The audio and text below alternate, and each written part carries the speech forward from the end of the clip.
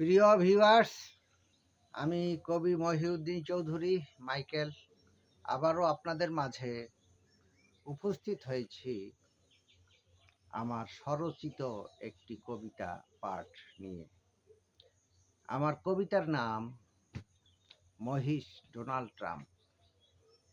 রচনাকাল 31/5/2026 খ্রিস্টাব্দ। পাঠ করছি। মহিষ ডোনাল্ড ট্রাম্প বড় আরামে আছে, কুরবানিতে জীবন উৎসর্গ ছাড়া খাচ্ছে। চিড়িয়াখানাতে কত দর্শক তাকে দেখছে, শুয়ে বসে কত আনন্দে জাবর কাটছে। কুরবানি হলে কিছু মানুষে মাংস খেত, এখন দৈনিক দেখছে তারে দর্শক কত। নেট দুনিয়ায় ভাইরাল ওই মহিষ, ভাগ্য বদলে এটাই হলো অবশেষ। আমার কবিতাটি এই পর্যন্ত।